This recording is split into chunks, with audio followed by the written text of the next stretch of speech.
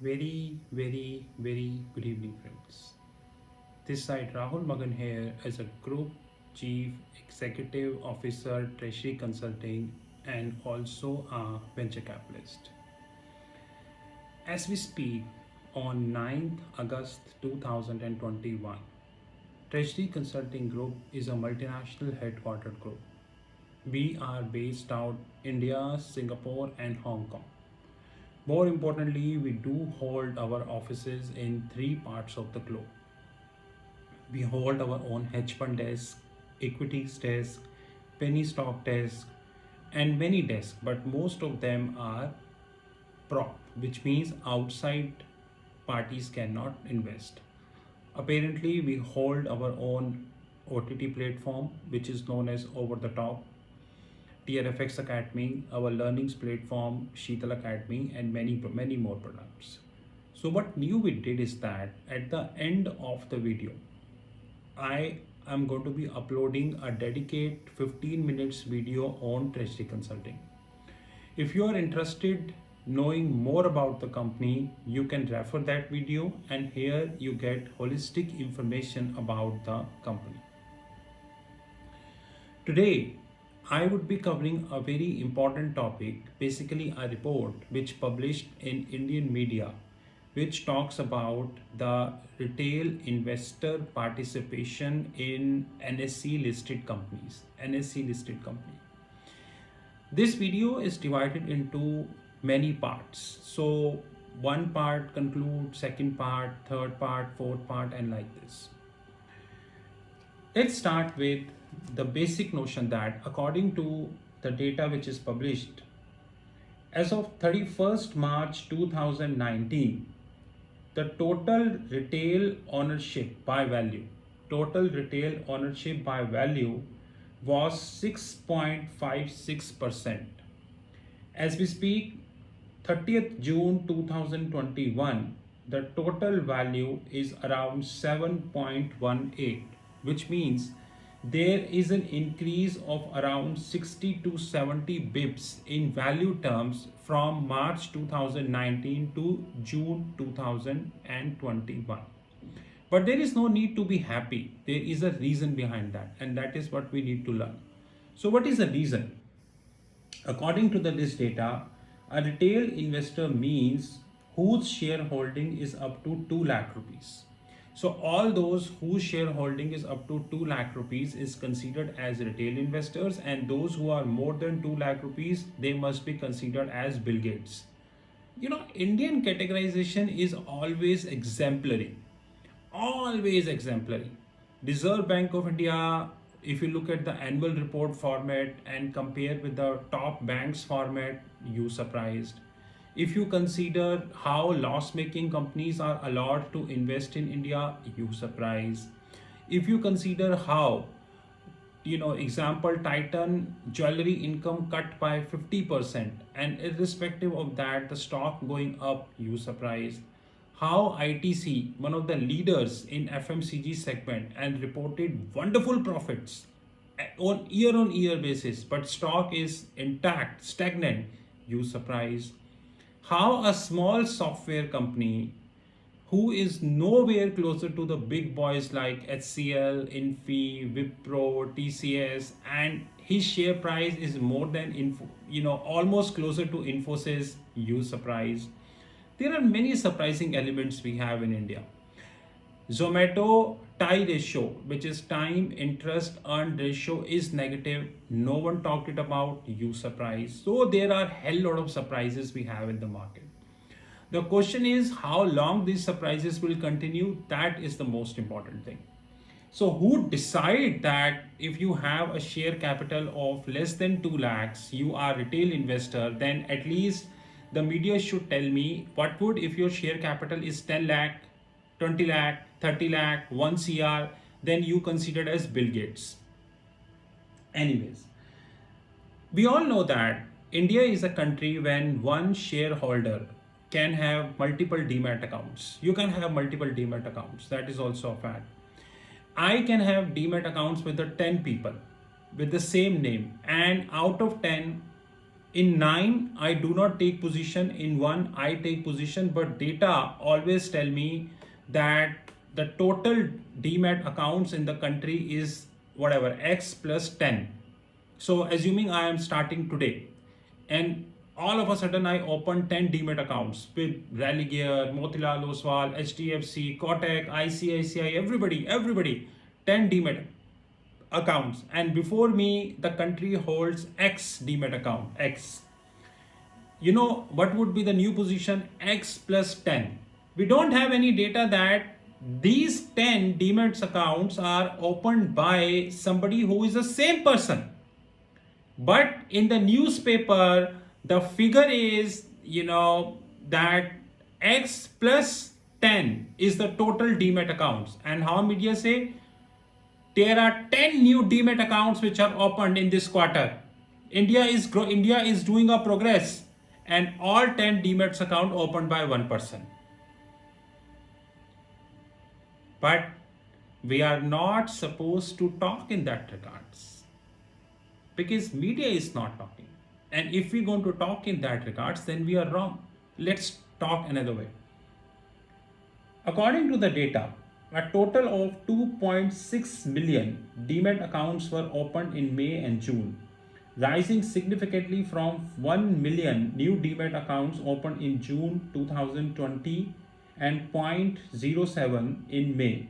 Which means if I compare the last year, May and June, then it is 1.7 and now it is 2.6. But look at the media. There is a significant increase. It means from 1.7 million to 2.6 million, not even 100% increased. So once you're going to be reading it, you're feeling like significant increase, which means like last year it was 1.7 and today it is 20 million. Then I understand there is a significant increase. What is the meaning of significant increase? The meaning of significant increase is when you were earning 10 rupees as a salary and your appraisal, after your appraisal, it is 40 rupees, which means 4 times, then it is significant. You were earning 10 rupees as a salary and now it is 15 rupees, then it is not considered as significant. If Hindi media is saying it's significant, then you should know about. How dare you can raise the question on Hindi media? How dare you can raise the question? Now let's move. There were 62.16 million demat accounts as of June end. So as of June end, India around 62.16 million. When I was doing my MBA, we used to have a concept called paralysis of analysis, which means that how many people do the paralysis of the analysis, which means they do some analysis in such a way that which paralyzed the analysis. Out of 62.16 million demat accounts, 2 important questions. How many of them are unique? Do you know, guys, even Facebook giving a data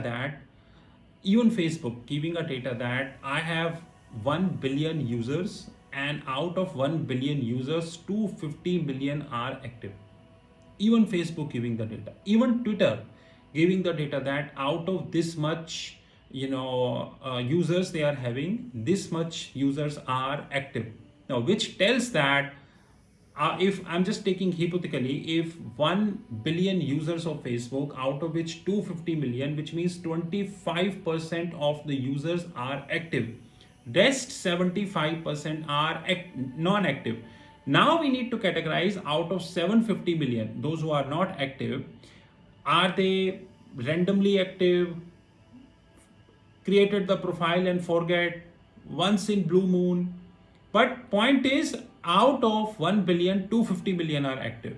So whenever an advertiser contact Facebook, he first see, okay guys, 1 billion users, 250 million, which means 25% are active, which means if I am going to be posting my advertisement on Facebook, say on the front page, then 25% of the users of the Facebook would see that. Rest 75% also see that, but as and when they open, we never know because they are not active. But out of 62.16 million Demat accounts, how many of them are actually active that you never get to know? Example, Jandhan accounts. India opened thousands and millions of Jandhan accounts. And there was a time when media gave appropriate hype to the Jandhan accounts. But at the end of the day, what happened? We know how many of them are actually active. Now, no one even speaks about Jandhan account because we know that how many of them are actually active. Whenever I get the data of the Demat accounts, two questions that comes in public, which comes to me is number one, definitely how many of them are active and how many of them are unique. You use Excel.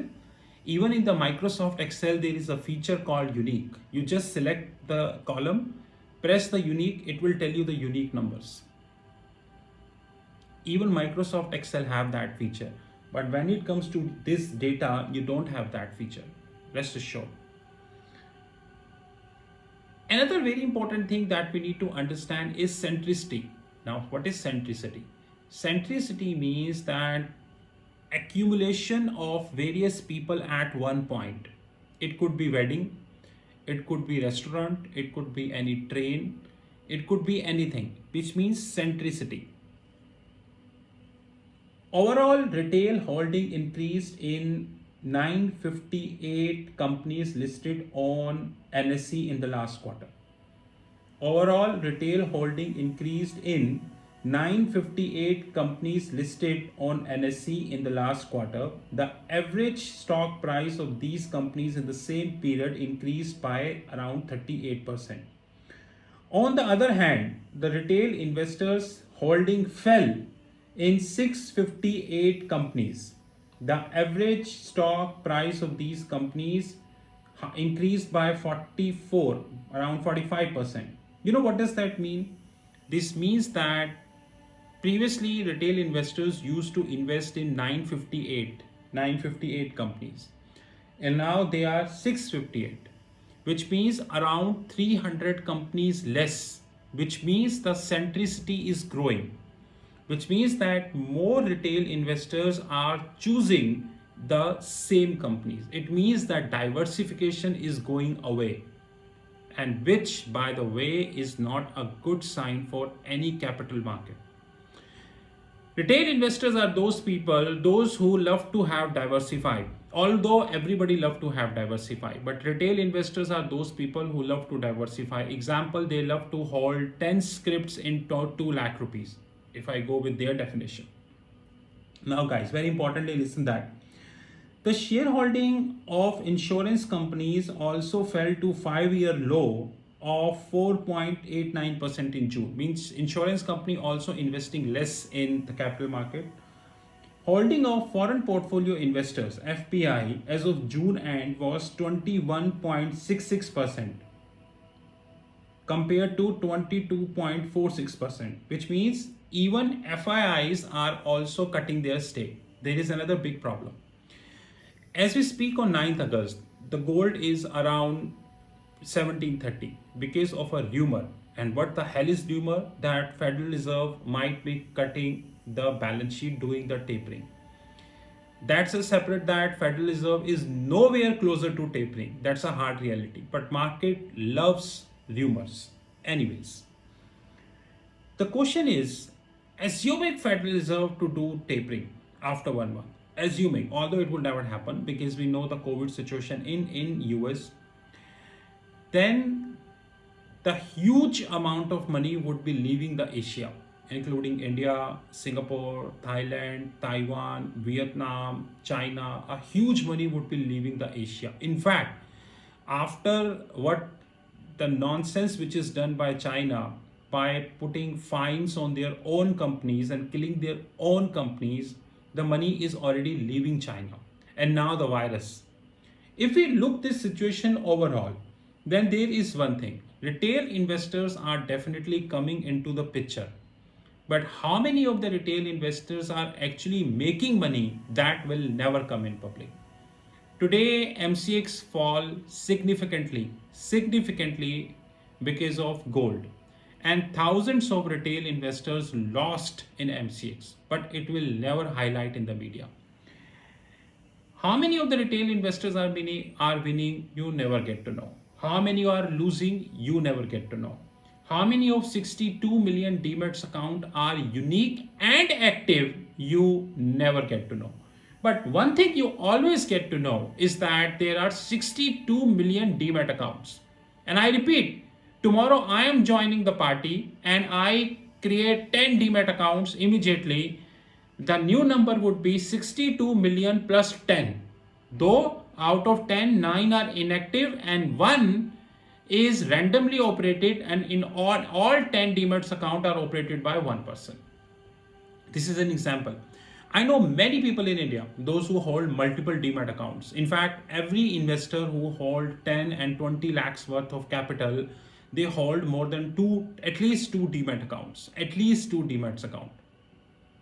And can I have one ratio? The total population of India is 130 crores. Am I clear? Which is around 1300 million. And let's take a pen.